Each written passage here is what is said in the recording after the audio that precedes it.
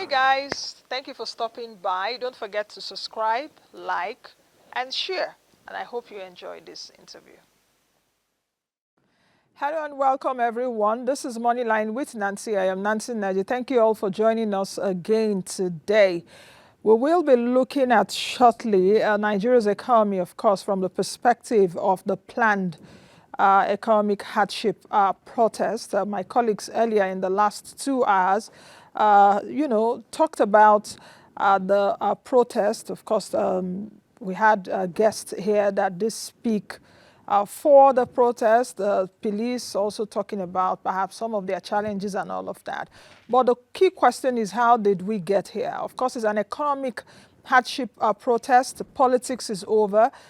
Governance is here, as it were.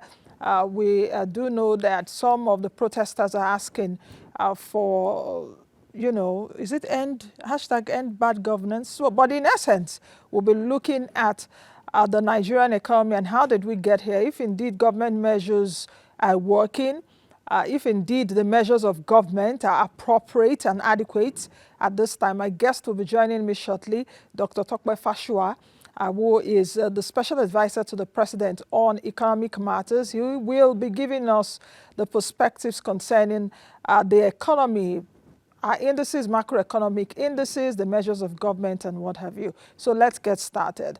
As the hunger protest in Nigeria approaches on Thursday, August 1st, speculation and debates continue to surge among Nigerians. Various experts have offered their insight on how to address the situation more effectively.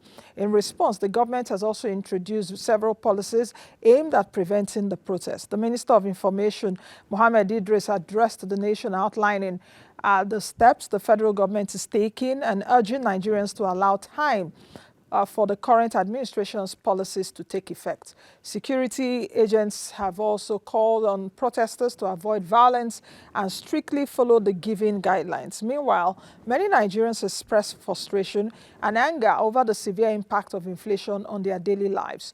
The pressing question remains, how did we arrive at this point, and what immediate measures can the government implement to address these issues?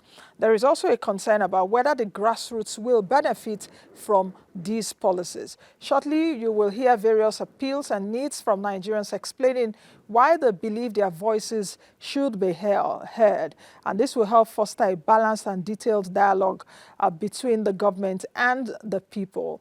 The Minister of Information, Mohammed Idris, stated that the president is diligently working to improve conditions for Nigerians bearing the burden of their challenges, while the Inspector General of Police, Olukayode Egbetokun, urged Nigerians to avoid violence during protest, assuring that the police will ensure protection of lives and property. On the streets, Nigerians are voicing their anger and distress over hunger and rising prices of staple foods. We've also seen activists calling for the president to consider changing his immediate staff. Additionally, the first PPR, Olumuyiwa Adejobi, acknowledged receiving requests for protection from various organizations for the Abuja protest, assuring that the organizations will receive maximum security during the demonstration. So let's take a listen to this track up. We'll be right back. Yes, we are going to protect all that will come out, but those who are on the same page with us, it's going to be very easy for us to protect them if they confine in a place. But street protests, like I said, and I want to reiterate here openly, that it might not be too easy for us to protect those that will be in the street. We cannot be everywhere. What is our strength? For goodness sake, we are going to have this according to them, simultaneously in 36 states, including the Federal Capital Territory of Abuja. How do we police all the streets, all the major highways, if you have street demonstration in Nigeria? It might not be too easy for us to guarantee deployment of men to all the routes, streets, or highways where they want to do their processions. But for places that have been identified as contained in the letter we have, that is, and I just want to repeat again, is only one group that has shown intention to us in Abuja for now. I don't know whether other groups in various states have done the same. But for us in Abuja, the Office of the Inspector General of Police, I confirm we have received the letter and we are working with them, and they have made their certain requests. We are working towards that. The president should not just rejig his cabinet alone. the president should rejig his immediate staffs. You see, the president is just one man. While I'm one of the major critics of this government and the president, but I recognize that the president is just one man. And because he's just one man, there's a limit to the places he can be, or the things that he can do, or the engagements that he can even have in a day. So the president needs to have a team of people who are not just people that buy into his vision, but people who are patriotic to the country. And that is why, instead of seeing people like Ali Ndume, who are speaking truth to power, as enemies, because I keep saying it, that leaders at all levels, not just the president, the governors, they have 6 days in a week where they listen to sycophants who praise them for money tonight. They should create a day for the Ali Ndumes of this world to interface with them. Advocate for peaceful demonstrations. However, some individuals promote peaceful protest with violent undertones, raising concerns about their sincerity. We have our own history of violent protests in Nigeria. And I don't believe we have to look to other countries to know the dangers of unchecked demonstrations.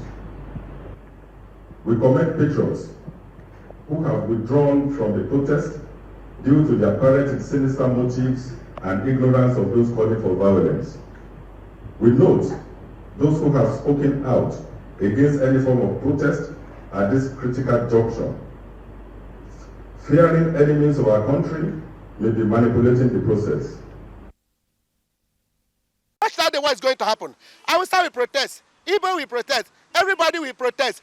Why must we be hungry in such a way that the hunger is hitting hard and the president is buying a presidential jet? Why must we be so hungry in such a way that Nigerians cannot eat? People are dying of hunger.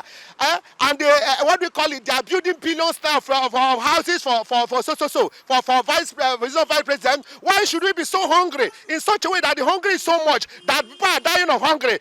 It has to be a peaceful protest, whereby we have all the armed forces and everybody guiding the citizens peacefully, like do as in constructively. There won't be any harm. There won't be like shooting of like the one that happened previously. I support the protest, but on the other hand, I think that if the protest won't be an avenue for destruction or fighting, I think the protest should hold. People are suffering. Look at what is happening now. The price fuel now is about 600 and something, and I'm telling you, before this year runs out, it's going to, maybe they'll be selling fuel 1,000 something naira. Honestly, to buy a mudu of rice now or to buy gari, my sister, is very difficult. Some people have 4 children, some have 5 children. They can't take care of their children. People are hungry day. I watched a video recently. One guy brought out a stick like this. He said, "We must protest. We are hungry. Hunger want to kill people. Let them protest. They want to protest." I mean, so I'm hungry. As I am like this, I'm seriously angry with this country. Nigeria don't tire. This kind sufferness when we get oil, get everything, we dey suffer for this country. What Nigerians won't do? We don't tire. We see Nigerians don't they keep quiet. But this time, we not go keep quiet. What thing happen for Kenya, we go do them. We not send anybody. The protest date have been declared. Nigeria are angry. Check some of the thorough decadence that people are passing through. You know, this, should I even say this present administration is a failure to us? What is our offense? The only offense we know we commit is that we are Nigerians. A protest to hold. 1st of August has been declared. You understand? A marathon protest. It should be held. All those police that they are parading themselves every.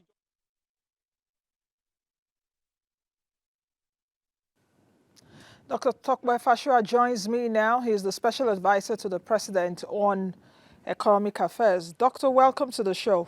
Yeah, thank you very much. Good morning, Nancy. Good morning. Now let's get started. You've heard from Nigerians. Of course, we try to take all sides. Hungry day. Nigerians are angry. We are tired, we are fed up, who we offend.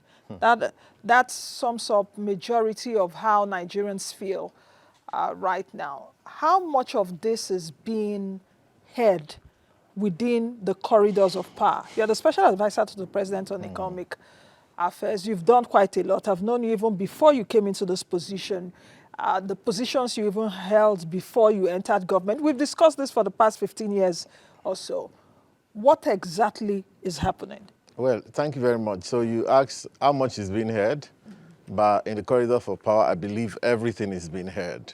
And, again, there's nothing out of place with what people are saying, because people will only express how they feel, and of course, the government is not also against people demonstrating for, what concerns them. And it is good, because sometimes it draws attention to what government may be missing, to say, okay, you know what, maybe it's time to look at our policies, how is it affecting people, how far can we go?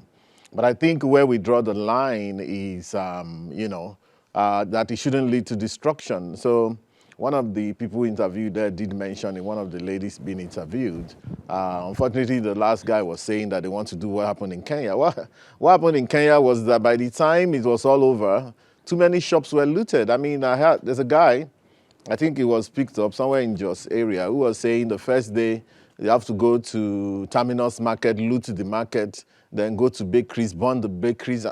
You begin to wonder. So the point is that people who are for the process should also examine who exactly are you going to be following. If you are following people who are maybe mentally imbalanced and who are only interested in destroying things, then it's unfortunate. This country cannot afford consistent cycles of destruction. Just like the whole of sub-Saharan Africa, especially because in sub-Saharan Africa, apart from South Africa, we're not producing much.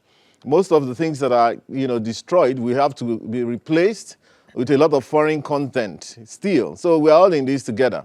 So whereas people have a right to protest, but I mean, where they lost me, in particular, I speak for myself, when you call it days of rage. Rage itself is you can just check the meaning of rage. It means blind, destructive anger. So why not just, we want to protest against hunger or, the economy or the policies, and it will go that way. But when you label it days of rage, then you have left it susceptible to hijack by all sorts of funny elements. So that's the issue. But of course, that some of the policies should be looked at afresh, or reconsidered or softened. And I can tell you, quite a few of them are already being reviewed. And quite a few achievements have also been made by the government. I have a list of about 45 things that have been achieved by this government in barely 13 months. Or 14 months of being around. And of course, the issue to be discussed is also that, we're coming from the legacies of COVID is still very much around. The economic cataclysm of that era in every country that's still feeling it. And, I also make a note that, look, the truth is that there's been some sort of breakdown of global economic policies, okay, to the extent that a lot of people feel disenfranchised. Inflation in Nigeria is 28 years high.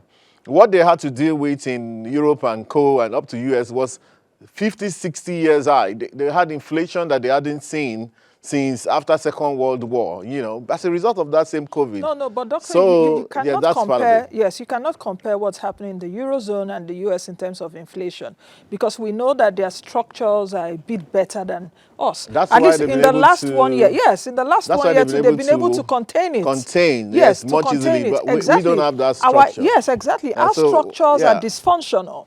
No, don't say that no, way. okay, so I what- think so that what are they then? the structures are still being put in place. We are learning. Oh, let me tell you something. This, just yesterday I was looking at a graph where somebody was saying that the Fed, the US Fed, is making a loss of about $1 trillion or something of that. So I don't know if you saw it. And if you look at the balance sheet of the Fed, the entire $6 trillion that they spent for COVID is sitting in that balance sheet up till now. But they were wiser because they had been to World War I, World War II, Great Depression, all of that. And they are much wiser in how to deal with something like COVID. We don't have that experience. And so when it was COVID here, the central bank basically also broke the bank like everybody broke the bank. But So we know are you we know blaming the what we are story doing, or of what are you blaming the economic fallouts that what we're having now It's, solely on it's COVID? part of it. Yes, it's a major part of it because you know I what don't we want have to done agree now. with that. Anyway, Yes. that's why I'm here. Yes. Because part of what we have done is that we have been able to, according to the coordinating minister, resolve 7.3 trillion Yes. out of the Ways 30 and trillion means. ways and means.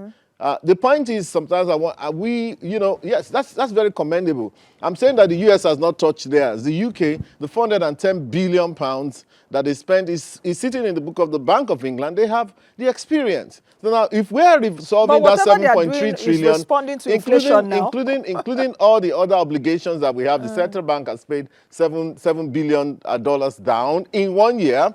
That means that we have also constrained the economy very tightly. So, of course, you want to talk about risk management in terms of risk managing these policies. Can we solve every problem? No, I don't think we can. We can't solve the problem of COVID, ways and means, solve the problem of, obligations of forwards, solve the problem of fuel, solve the problem of electricity, So I think that, if you ask me, to a very sincere, assessment, from my own perspective, I think, somehow we've taken on so much out of the enthusiasm of trying to solve the problems of Nigeria. No single government can solve all the problems. At some point you have to track back and say, hey, what's going on here? Which one can we do? So which problems are you people solving? If that's the case, yes. Because if you're saying, what have I just told you now? What have I just said now? No. So which I've problems told are, you, hold on, and let me situate my question. Okay, My yeah, question please is do. around why I asked which problems are you solving? Inflation high, 28-year high, our macroeconomic indices, GDP growth at 2.98%, Yeah. unemployment at 5%, even though a lot of people disagree with NBS, but NBS came up to explain, according to Yeah. international best practices, that's what we can get, 5%, core inflation 29.5%, food inflation, one of the highest so far we've experienced, 40%. So Right. what exactly are you solving if these macroeconomic indicators that I have reeled out are not okay? There are symptoms, Nancy. Those are symptoms to solving a real problem. If a patient presents with cancer, and you're going through chemotherapy, there's a chance you're going to lose your hair, you're going to lose some weight before you grow. So I've been explaining to people for long that, look, what we are doing is building foundation. And if you want to build a very solid structure, you have to dig deep. Of course, it's painful, and people are saying, hey, this is it. All we're saying is, look, we can't afford, number one, a 10-day, a 10-day protest. That's a lot of locking in of productivity. Most people who analyze Nigeria's problem will tell you that we've got a problem with productivity. In those 10 days, artisans cannot work, people cannot move, transportation will cripple, and if you're not lucky, it goes all right, like happened in the case of 2020 NSAS. There's a global protest monitor, which I would tell people to go and look at. I think it's hosted by Al Jazeera or somewhere, I can't remember. You see the number of protests that has happened since that time. The COVID was a World War III kind of scenario. Let's not deceive ourselves. Whereas we were lucky to escape the human cost, but the economic cost is not that easy to get away from. That's the truth. So whether to the leaders and the led, the truth is that we need to assess exactly what we're doing in terms of how we are responding to this scenario. We can't just bounce back from it because Nigeria, we have a short-term mentality. We have a short-term mentality. We want to fix problems quickly. We want quick results. But the world will tell you that there are times you can't get quick results. I was doing my master's in 05, 06. In fact, in 2006 was when Britain finished paying its World War II debt. So you can see, I'm telling you, they're packing 410 billions in Bank of England, right? But in 2006 was when they paid their Second World War debt of 1945 fully to the United States. That's 61 years after. So we have to take a long-term view of some of these things. But if you ask me, what are we solving? We're just trying to reposition the economy on a stronger stead.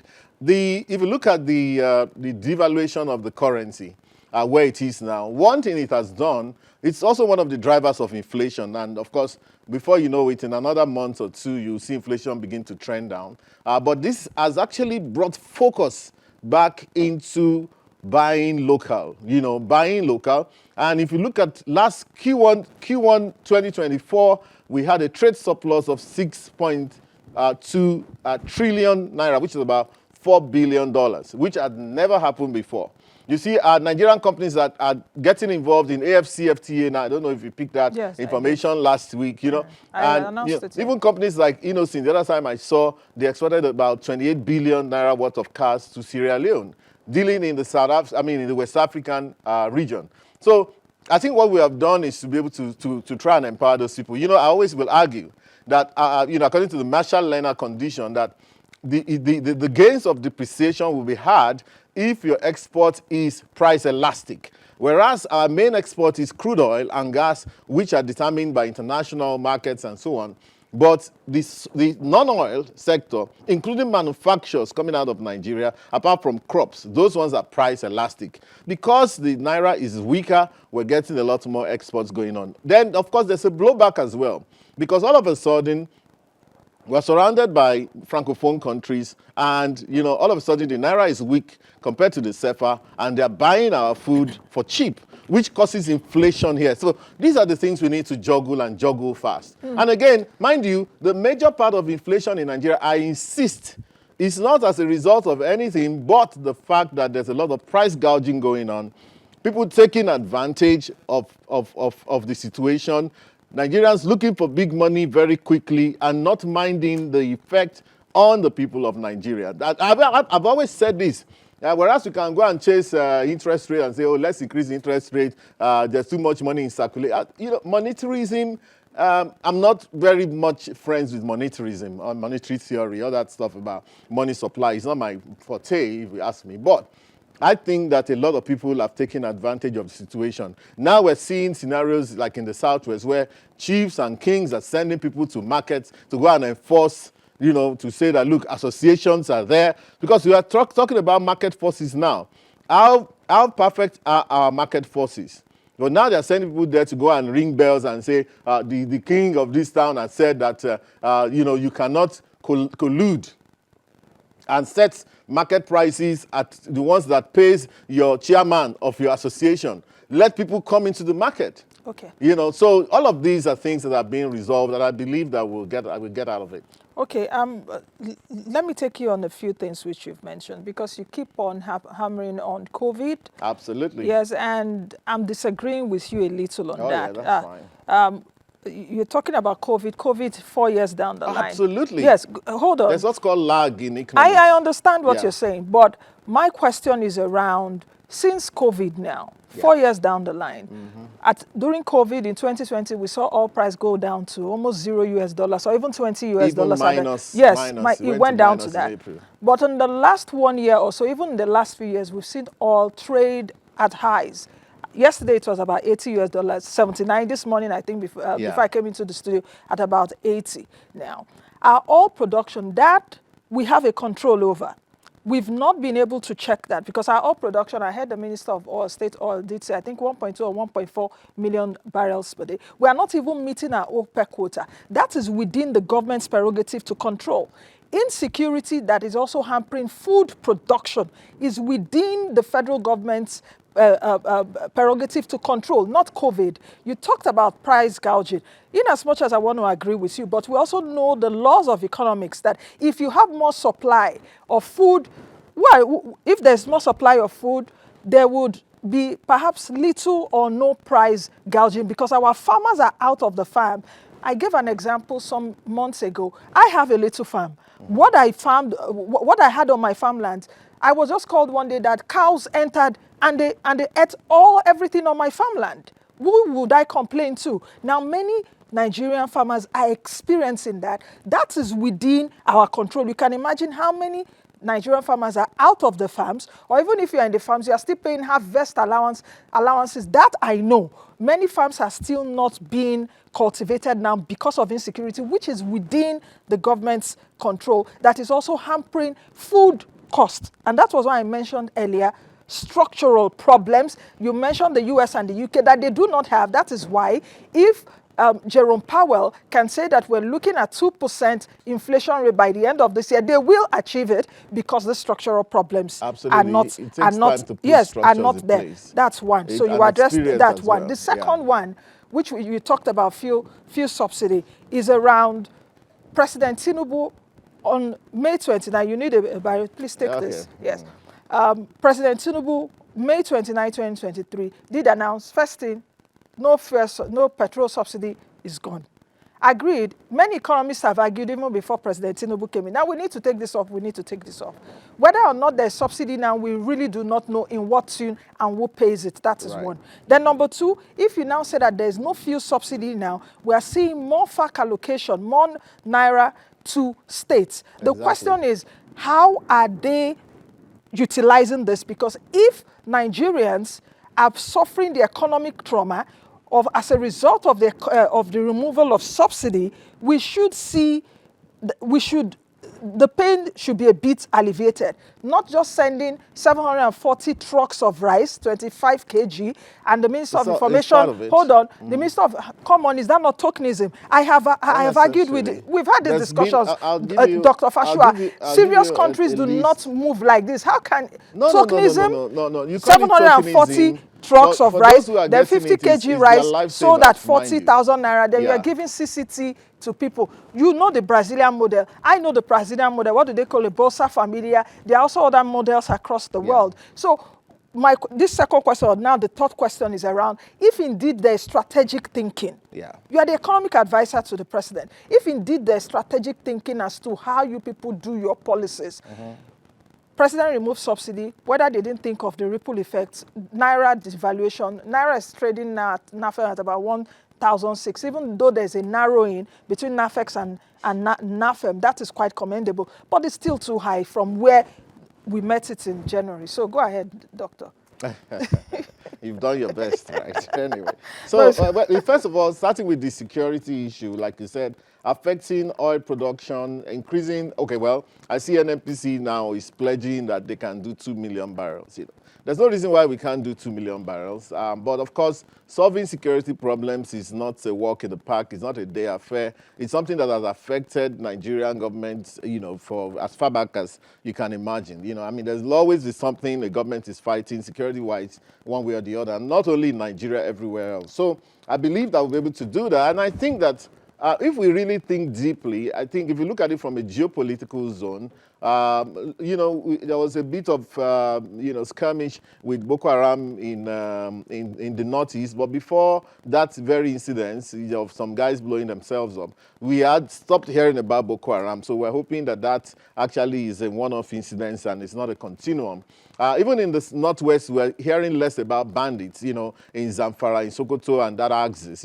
The kidnappings that happen around the country is now, hopefully few and far between. There was a time when it was mass kidnapping in the whole of southwest and what have you. Is it because it's not in the reported? southeast as well, apart from, because of what? Whether because it's not also reported, because I also hear no, why cases would of people are kidnappings I reporting? didn't see, even here in Abuja. You would always hear about it, yes. But in the southeast as well, until a certain incidents happened a few days back where some policemen were killed, and this guy in Norway, actually, is it Norway or Finland, wherever he is, actually claimed that he was the one behind it. People that started going back to work on Monday. So you see, you can have a reduction in insecurity, which assists businesses to work. In terms of first of all, I would say that my apology, that your farm was eaten up, that's a continuous problem that the government is trying to solve. And in fact, you see that the president is moving for an initiative in terms of the rearing of cows around the country. And the man is trying to do something definitive about it. And a lot is happening in that regard. In terms of tokenism, you may call it tokenism, but for the person who is really, really hungry and gets 25 kg of rice for his family, it's life-saving. So let's not dismiss it. Can you run a country on palliatives? I'm not saying you can't run it on for palliatives, the immediate, fine, complaining, but we are not seeing move. signs that the situation is abating. We are not seeing signs that these monies that these governors are making now, or even more money also to the federal government, because it's across the 3 tiers of government. We are not seeing signs that, okay, we are seeing other fundamentals in place, healthcare in Well, place, you or see, things let me in say- place. okay, two things, right? So you can't number run a one, country on Nancy, palliatives. you can't run a country on palliatives given, but you also have to act responsibly as a government. The people are saying that they're hungry. You cannot dismiss the effect of that 25 kg or even the new initiative now that they're selling 50 kg at 40,000 for those who want to buy. There's also this thing around, the issue of giving food or money to people. And, you may not, people, we have a problem. People complain about embezzlement in government and corruption in Nigeria. Part of it is not because of immediate need, but a certain mental situation whereby people want to take today and take tomorrow and ensure that the next 10 years is secured, whether food-wise. I remember during COVID that people, when they started looting, I remember people carrying as many as, 4 or 5 bags of rice. And I remember commenting then that, look, this is the same greed we're talking about. Are you going to give your neighbor part of that, or is it just for you and all of that? Or is it going to make it to the market, as well? And we talked about the issue of pricing. The problem is that, our price discovery system in Nigeria is still very underdeveloped. That's the truth. So even if you're able to get your harvest done and you took it to the market, you will only sell at the price you see in the market. How was that price formed? That's the thing. So when we're following the textbook or following what the developed countries have done, you realize that, look, you may not just follow because they have had decades and centuries of perfecting their situation. For example, in every state, I did the research about price gouging, and in every state in the U.S., they have price gouging, anti-price gouging laws. There was a time when some guy bought generators from Kentucky during Hurricane Katrina, was going to sell at double the price in Louisiana. He was arrested and jailed, But we don't have those kind of laws here. But you see, but we have the reason why control. The president said he didn't want to control. No, it's not about. We're not talking about controlling prices. I'm talking about, taking advantage of it. You can see that the FCCPC is now more active in that regard, But you see, we have to have this thing. We have to learn from what the mistakes of those countries as well. I have here a laundry list of things that the government has achieved. The 600,000 families have been reached, according to the CME, with this new initiative of 50,000 and all of that, which they are giving, in fact, in cash, now connected with their NIN number and their BVN.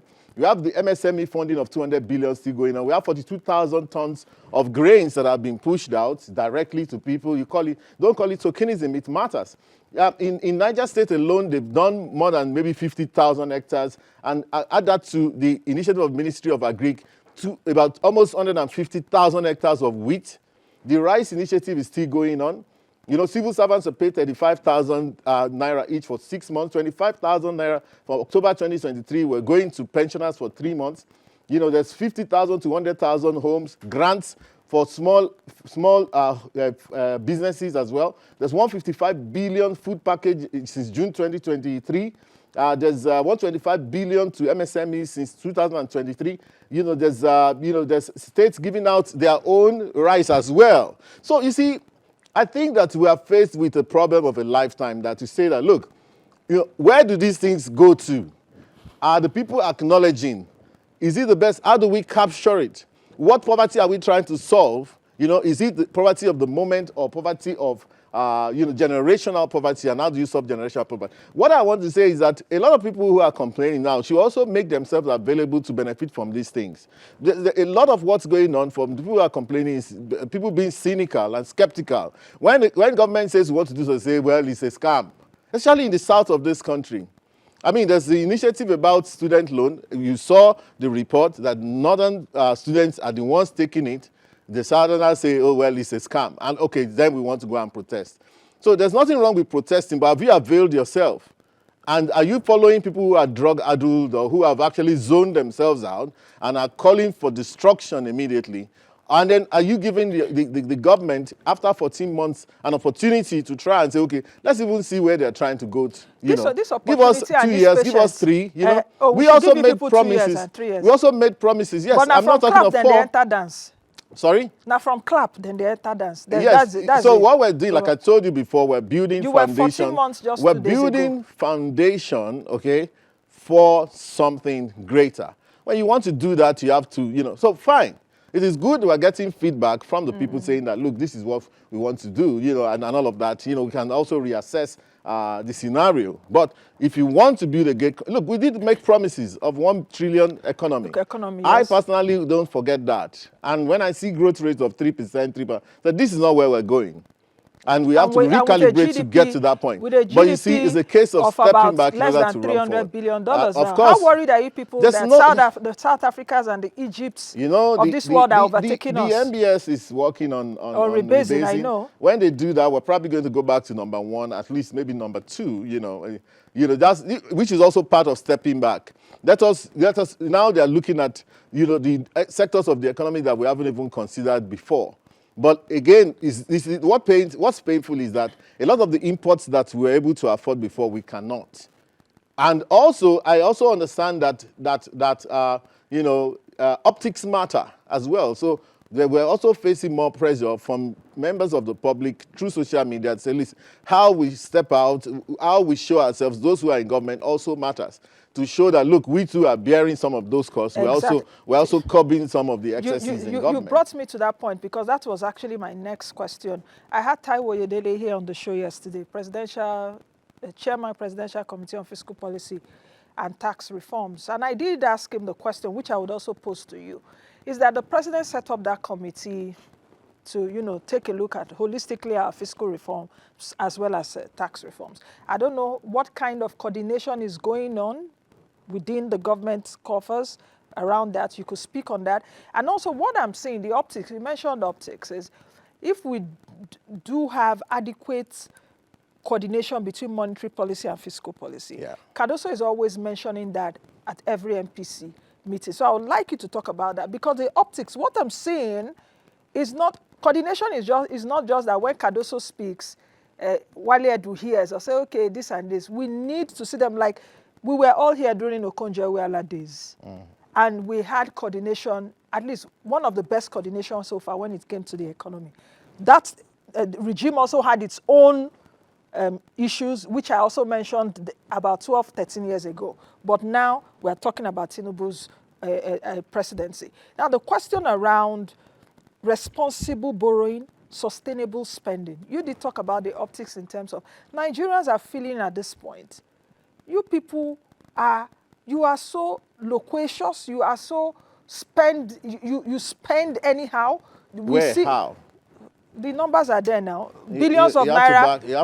Billions of naira. Okay, presidential jet. People are saying, do we need another one? But whatever it is, cost of governance, okay. Was it 2 weeks ago? Was it 2 weeks ago? Hold on. 2 weeks ago, the National Assembly, was it the House of Reps that said, okay, let's have our salaries. The Deputy Speaker did not even know how much he was earning. Whether it was they told him 600,000. He said, oh, they thought it was 500K. Okay, they canvassed for halving that. Perhaps we will get 300,000 among the over 300 and about 360 House of Rep members, totaling to millions of naira to be donated to Nigerians. So Nigerians are not seeing that fair share from the haves, as it were, to the have-nots, because you are here in Abuja. I see the kind of jeeps, these new Land Cruisers. You see them, I've never seen them so much in any other country. Here in Abuja, you just be seeing new cars. I'll just be like in my car, like, and tinted glasses up. Do you people even see us? I don't even understand these you people you mentioned. All of you are in government. Like, we're all government, because Nigerians are feeling you against us. You know more people in government than I do, I don't know about that. You are the special advisor to president. You see, you talk about you people. I don't know how many of the jeeps are owned by people in government, But yes, I also understand with you because I still am with the people. I don't have any of such jeeps. I don't have an official car. All the special advisors that I work with, none of them have official cars. And we use our cars. Have you not been given? I've not been given. On the I don't know about that. I don't think it's on the sea. And I did say to even my principal that, look, through some of, if they will give me, I want Innocent on one of these Gili or one of these Chinese ones. What's the big deal? Is it not to move around? I travel with my own personal car now. I even had, an incident on Jos Road the other day. So the point is, I think that the government is not as frivolous as is being put out. Okay, many of those SUVs you mentioned, some of them are owned personally by maybe the ministers who bought them, or I don't know what under what arrangement, you know. But I thought, you see, this government came in without any illusions as to how broke the country was. Again, there's something I mentioned earlier on when I mentioned COVID, you know, and the spending. And when we came, we saw that, look, oh, so much had been spent on ways and means. I'm also saying that, look, the CBN at that time was justified because there was no other way to have got out of that scenario where nobody could do business, nobody could tax anybody, nobody could even pay their taxes, you know, and that was what every country did. And I've said that we have gone overboard, and we've gone over the limit to even start to pay down an expense that was incurred 4 years ago. No country is doing that. So we should give ourselves some, you know, peeps for that, to say we have tried. You know, and I also want to say that, look, there are other things. I mentioned some of the Naira for crude is another policy the government has achieved. They might say, okay, look, I mean, in the last FAC meeting, to say, now we'll be selling crude to our local refineries in Naira. That's a great policy that's going to yield something. The push for local government autonomy means that there's going to be a lot of jobs and activity at the local government level. You know, we have better sovereign ratings. The foreign reserves is at 37.07 billion right now. TCN, Transmission Company of Nigeria, is now able to transmit 4,500 megawatts, up from 3,500. 1,000 has been added to it, and it's making a difference in companies. Yes, it may be expensive, but it's making a difference in you know, especially among companies that are now having at least 20 hours of whatever. We've had a boost to our local industries. The AFCFTA is now working. There's been a focus on made in Nigeria more and more. We have launched a consumer credit scheme, okay, as well as the student loan, but the consumer credit. So I think that these are fundamental ways of restructuring the economy. So beyond you know, the policies that are painful policies that we have made to try and rearrange, I think what we're doing actually is to actually restructure the economy itself, you know. I mentioned a few of those. There's even, in terms of job creation, there are 3 policies. The IDICE program, of which I chair the technical committee. We're targeting about 5 million jobs, you know, in the tech sector, in the creative sector. The 3MTT, which is run by Ministry of Digital Economy under Minister Bosun, they have what they call the 3MTT, targeting 3 million jobs in tech. The point is this, and this is very important. Communication is governance. If we're not shouting well enough, if we're not inundating social media, it's as good as we are not doing anything. So I think that's a lesson we have to take away from this. You know, again, secondly, remember, what I've seen so far is that people will complain, oh, this road is bad, this road is bad. But when the government does that road, only 1 out of 1,000 people will say, oh, they actually did this road. Oh, it's good to ride on this road. That's the way we are as a people. So it's a balance.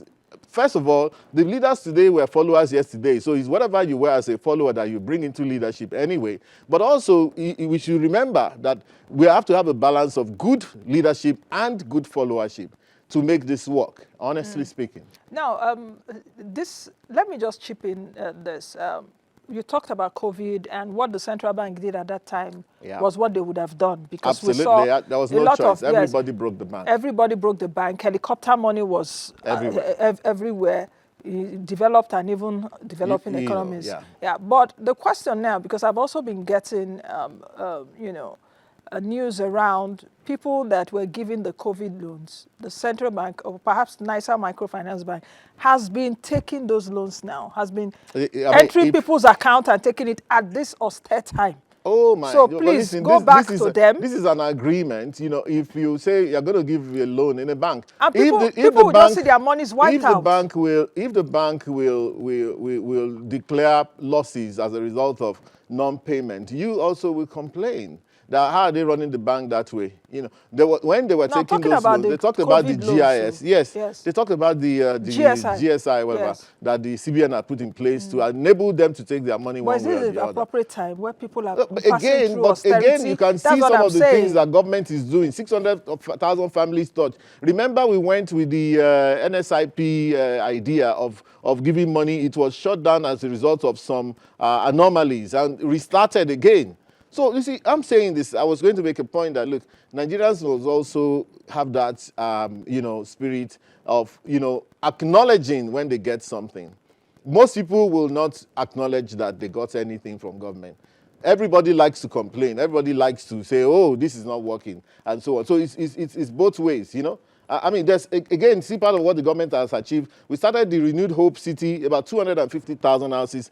3,500 of them were started in Abuja here in February. They've gone to Lagos, so about 2,500 is starting. You know, Ministry of Works is doing roads everywhere. Just the last meeting, they had 1.7 trillion naira worth of new contracts that have been approved. The Lagos Red and Blue Lines is working. FCT, we've seen an explosion of infrastructure in the FCT, not only the roads, including the metro. The last 3 times I traveled to Lagos, I used the metro. So I'm not sure if you've used the metro in Abuja. It's free.